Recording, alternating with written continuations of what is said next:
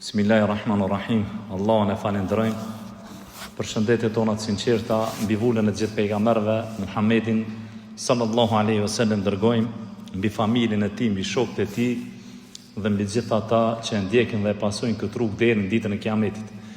Të nderuar vëllezër, vazhdojmë mësimet tona, shoqëria që ndryshoi botën, i dërguari i Allahut dhe shokët e tij. Sonte o vëllezër, me lejen e Allahut do të lexojmë hadithin e 6 nga hadithet e pejgamberit alayhis salatu wassalam që e gjejmë tek Imam Buhariu dhe tek Ebu Davudi, që e transmeton Enesi radiallahu anhu. Enesi radiallahu anhu tregon se teksa pejgamberi alayhis salatu wassalam ishte në shtëpinë e njerëz prej grave të tij, pra në shtëpinë e nënës së besimtarëve, Aishës radiallahu anha, i erdhi një enë e mbushur me ushqim prej grave të nënës së besimtarëve, pra gruas së pejgamberit alayhis salatu wassalam. Dhe i dërguari i Allahut qëndronte në dhomën apo në shtëpinë e Aishës radiallahu anha, sepse ishte dita ku i dërguari i Allahut pra të qëndronte në shtëpinë e Aishës. Shërtori e solli një enë të mbushur me ushqim dhe kur e pa Aisha radiallahu anha, e goditi në dorë shërtorin dhe i ra ena prej dorës, u thy ena dhe ushqimi u shpërnda në tokë. Dhe i dërguari i Allahut Muhamedi sallallahu alaihi wasallam e mori, e bashkoi aten, pastaj vendosi ushqimin mbi aten dhe u tha shokëve të tij sahabëve, u xhelozua nëna e besimtarëve. Pra nëna juaj u xhelozua. Të nderuar vëllezër, i dërguari i Allahut Muhamedi sallallahu alaihi wasallam pas kësaj nuk e lejoi shërtorin që të del prej dhomës së Aishës, pra përderisa ja solli një enë tjetër dhe e priti derisa erdha ajo enë, dhe më pastaj i dërguari i Allahut Muhamedi sallallahu alaihi wasallam pra e urdhroi shërtorin që të kthehej me një enë tjetër tek ajo nënë besimtarëve tjetra e cila kishte dërguar pra ushqimin tek pejgamberi alayhis salatu wassalam. Dhe këtë hadith thamë gjejmë tek Imam Buhariu me numrin dorë 525 dhe tek Ebu Davudi. Hadithin e lartë përmendur o vëllezër, nuk është treguar se cila ishte ajo nën prej nënave të besimtarëve, prej grave të pejgamberit e cila dërgoi ushqimin tek i dërguari i Allahut. Ajo ishte o vëllezër pra nëna besimtarëve Ummu Seleme. Në dersin e kaluar ne kem treguar se kush ishte e bija e Ebu Bekrit, Aisha radiallahu anha, kem treguar për virtytet e saj dhe kem treguar për pra cilësitë e saj që Allah subhanahu taala pra e ka dalluar dhe e ka veçuar prej grave tjera. Për ato vëllezër, sonte para se të i qasemi shpjegimit të hadithit dhe dobive që nxirren nga ky hadith, do të flasim pak se kush është Ummu Seleme. Emri i saj është Hind, prej fisit Mahzum, dhe është kusherira e Khalid ibn Walidit radiallahu anhu. Ka qenë prej grave të para e cila ka emigruar në Medinë tek i dërguari i Allahut Muhamedi sallallahu alaihi wasallam, kur Ummu Seleme së bashku me familjen e saj, pra me burrin e saj, dëshironte që të emigronte në Medinën e pejgamberit alayhis salatu wassalam, u ndalua prej familjarëve të saj, duke e ndarë prej burrit të saj Selemës, dhe në anën tjetër duke e ndarë edhe e vladin e tyre prej burrit dhe gruas. Kështu që Seleme shkoi në Medinën e pejgamberit alayhis salatu wassalam, ndërsa djali u kthy tek familja e burrit, ndërsa Ummu Seleme pra qëndroi në familjen e saj në Mekë. Kjo ndarje e ka prek shumë Ummu Selemen, saqë për çdo ditë ka dalur në rrugët e Mekës duke çaj dhe duke e vajtuar burrin e saj dhe djalin e saj për një vit të tërë. Një ditë për ditëve, aty pari kalon një i afërm i familjes së saj, i cili shkon dhe ndërmjetëson tek familja e Ummu Selemës, pra tek Hindi, kështu që ata e pranojnë ndërmjetësimin e tij dhe e lirojnë Umu Selemën që të i bashkohet burrit së saj Selemës Medina dhe së bashku me djalin e saj, pra e merr rrugën drejt Medinës, ku edhe aty pra takohet me burrin e saj.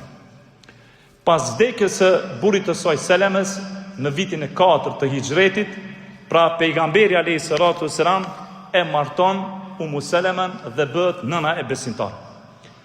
Umu Selem o vëllezër ka qenë e njohur për devotshmërinë e saj dhe ka qenë prej grave të mençura të pejgamberit alayhis salatu wassalam, saqë sahabët për çështjet e saj, për çështjet e tyre të fesë drejtoheshin tek ajo. Umu Seleme ka transmetuar 378 hadithe të pejgamberit alayhis salatu wassalam dhe mençuria e Umu Selemës u shfaq në marrëveshjen e Hudejbijës. Të dërgurit të Allahut i vjen në ëndër për të bërë umrën dhe i dërguri Allahut së bashku me 1500 sahabi nisët drejt Mekës për ta kryer umrën dhe para se të futej në Mekë, pra ndaloi nga idhujtarët Mekas, kështu që lidh marrëveshje që njihet si marrëveshja e Hudejbijës dhe prej pikave të asaj marrëveshje ishte që i dërguri Allahut mos bën këtë vit umrën, por në vitin e ardhshëm, dhe po ashtu të qëndron në Mekë kur e bën umrën vetëm 3 ditë. Dhe pastaj është një histori pak më e gjatë e marrëveshjes së Hudejbijës dhe çfarë ka ndodhur aty.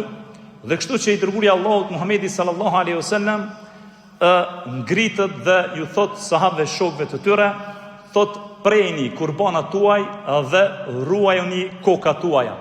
Dhe këtë i dërguari Allahut e tha 3 herë, ndërsa askush nuk ju përgjigj thirrjes së pejgamberit alayhis salatu wasalam. Dhe i dërguari Allahut Muhamedi sallallahu alaihi wasallam shkon në çadrën e Umu Selemës dhe i tregon për rastin. Dhe Umu Selem i thot: "O i dërguari Allahut, a dëshiron që të zbatohet urdhri yt?" I thot: "Patjetër se po." Atëherë thot: "O i dërguari Allahut, thot ngritu dhe mos fol me askënd, por thot preje kurbanin tënd, ruje kokën tënde." Dhe kështu veproi pejgamberi alayhis salatu wasalam, pra e mori këshillën e Umu Selemës, dur e preu kurbanin e tij, e ruajti kokën e tij, dhe kur e pan sahabët këtë vepër të pejgamberit alayhis salatu wasalam, secili prej tyre i theri kurbanat e vet, i ruajtën kokat e tyre, saqë prej dhrimit, siç kanë ardhur transmetime të sakta, nuk e dëmtuan njëri tjetrin. Dhe këtë hadith o vëllezër e gjejmë tek pra Imam Buhariu.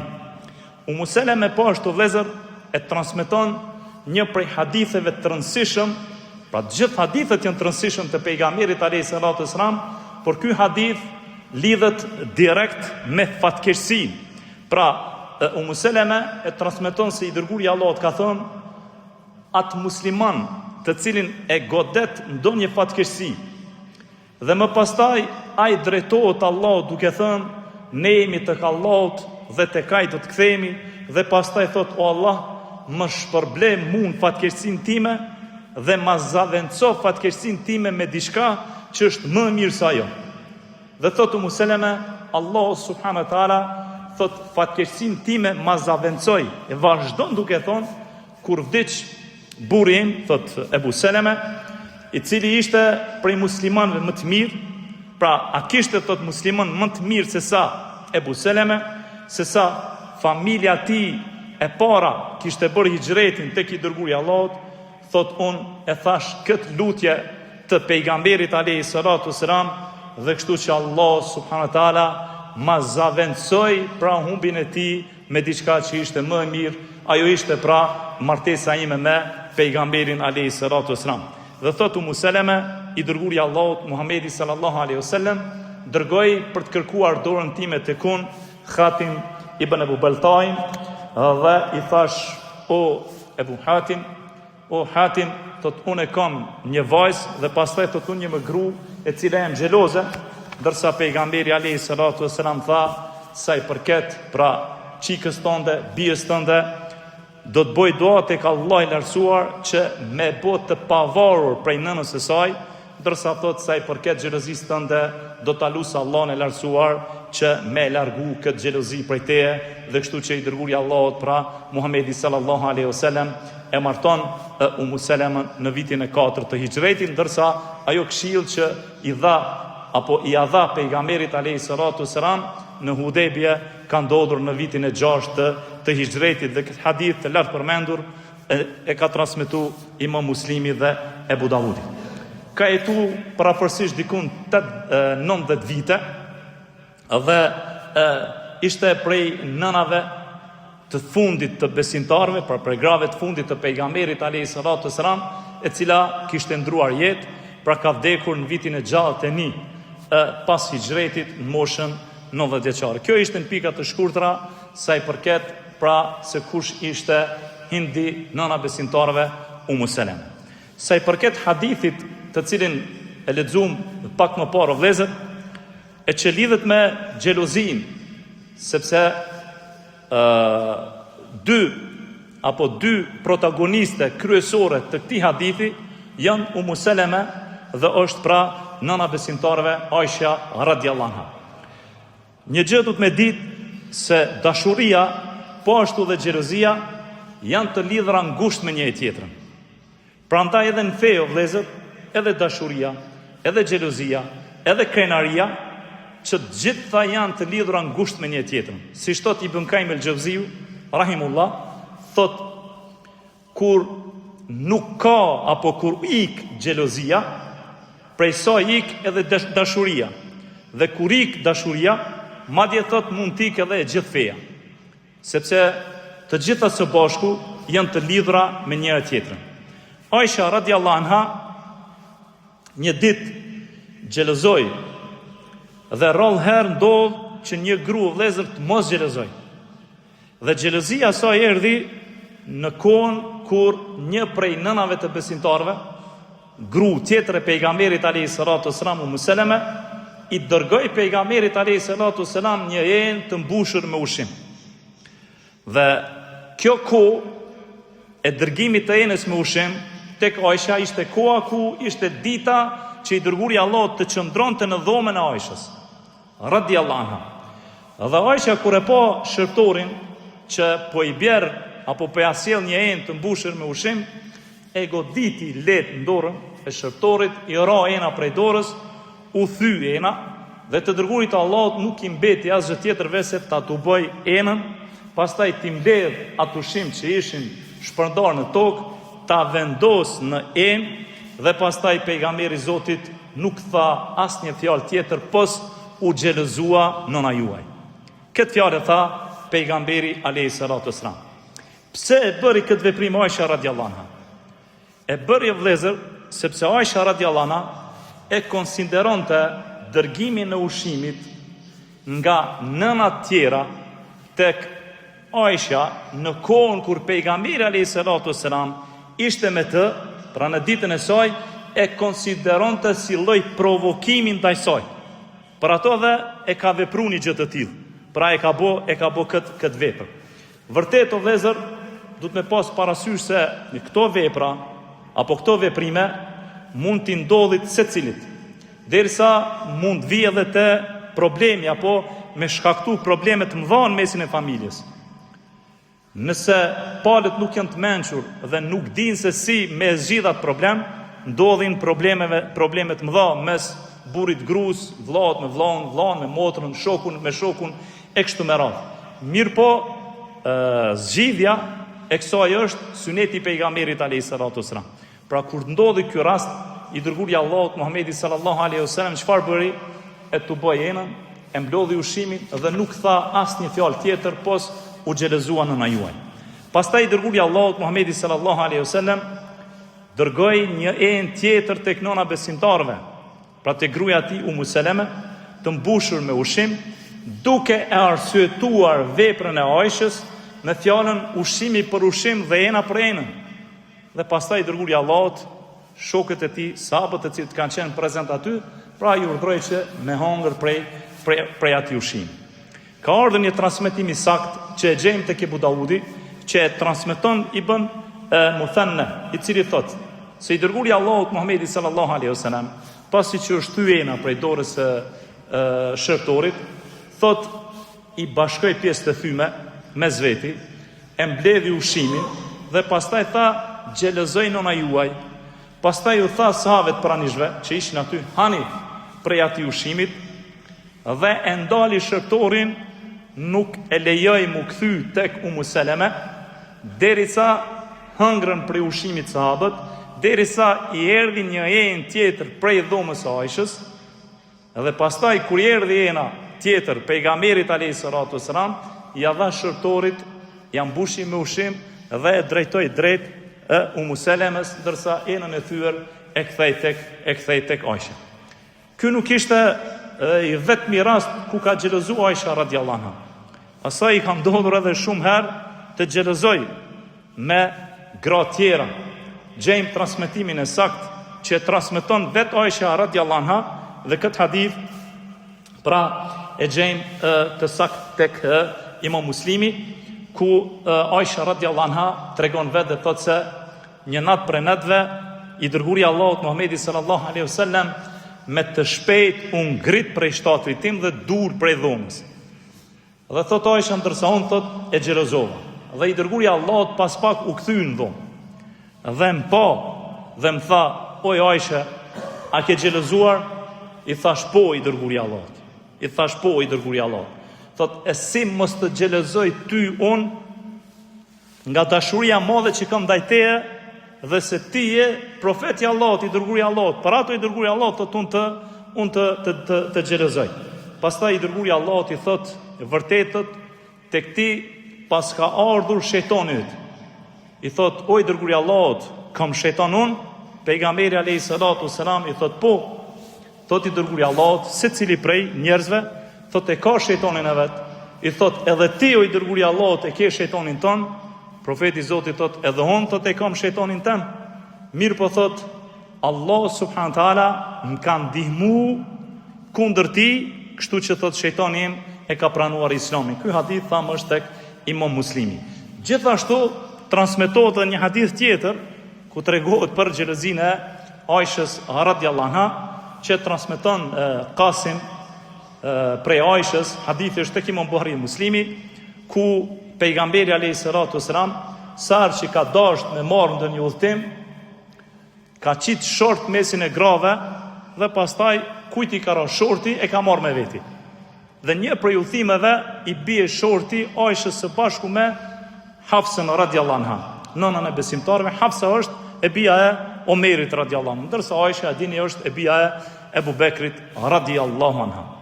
Dhe gjatë natës pejgamberi alayhis salatu wassalam o vëllezër e ka pas zakon që të ecte natën me Ajshën edhe të bisedonte me të. Gjatë këtij udhëtimi, Hafsa i thot Ajshës radhiyallahu anha, i thot, oj Ajshë, apo i ndrojmë sot devët? Thot, unë po e shaloj devën tënde, ndërsa ti shaloj e devën time. Pra unë po eci me devën tonë, edhe ti eci me devën time.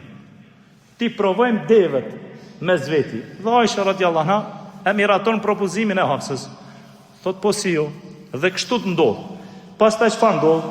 Vjen pejgamberi alayhis salatu wassalam tek devja e Ajshës, duke menduar se aty është Ajsha. Mirë po në atë dev ka qenë e hypur kush? Hafsa radhiyallahu anha, sepse i ka ndru devët mes veti. Dhe i dërguari Allahut ka vazhdu rrugën me Hafsën. Pra i ka dhënë selam dhe ka vazhdu pejgamberi alayhis salatu wassalam rrugën, derisa kanë ardhur me një vend ku është ndali i dërguari Allahut për të pushuar. Dhe Ajshës radhiyallahu anha i ka mungu pejgamberi alayhis salatu wassalam gjatë këtij udhëtimi. Edhe kur ka zbrit Ajsha radhiyallahu anha prej devës së Hafsës, komën e vet e ka lshu në ithrit, një lloj prej llojeve të gjetheve. Dhe kur ka zbrit ka thonë, o Allah, ma sill mu një krep ose një gjarpën që të më pickon mu. Hadithi është tek Imam Buhariu 529 dhe është tek Imam Muslimi 6298.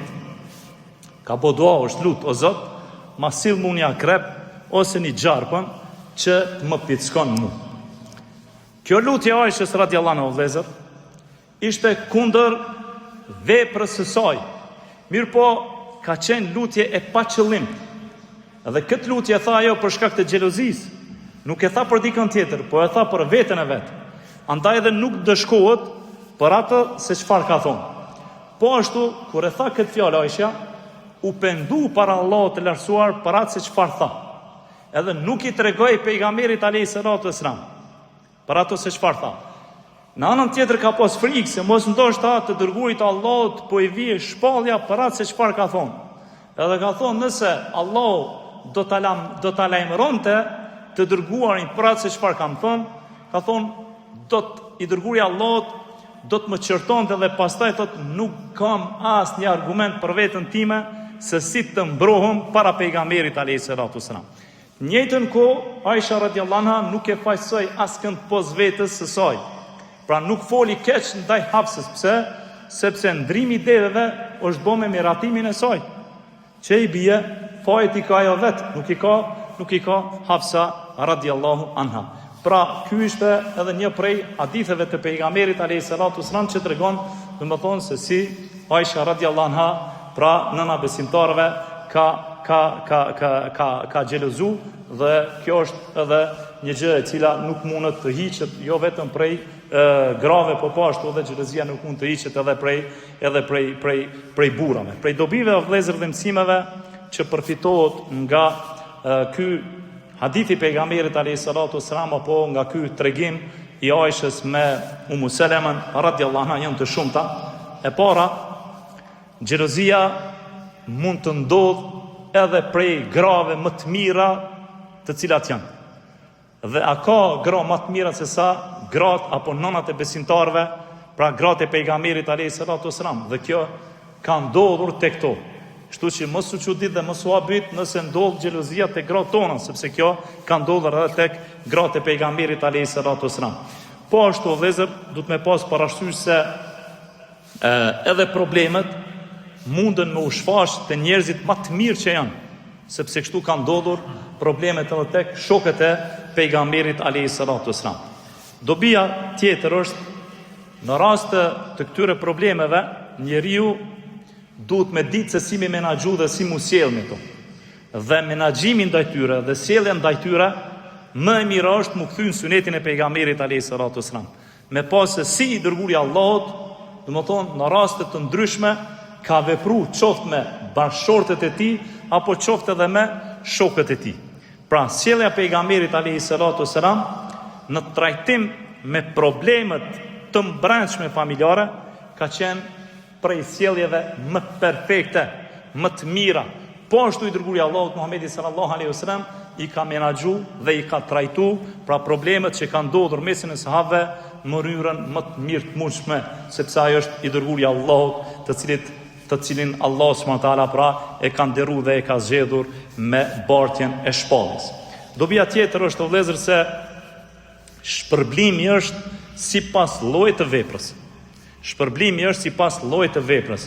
Që i bie, pra Aisha radhiyallahu anha e theu enën e Hafs, enën e Umu Selemës, ndërsa i dërguari Allahut nuk ja kthei Umu Selemës enën e thyer, por e zaventsoi me një enë tjetër. Dobia tjetër është që shihet në këtë hadith ekzistimi i enëve prej drurit në atë kohë, po ashtu edhe të parë tonë të mirë, parë tonë pra i kanë mri enët prej drurit. Që do të thotë se nuk mund të themi se çdo enë ka qenë prej drurit në atë kohë. Mirë, po ka pasur edhe enë tjera të cilat janë marrë dhe janë punu prej materialeve të ndryshme. Dobia tjetër është se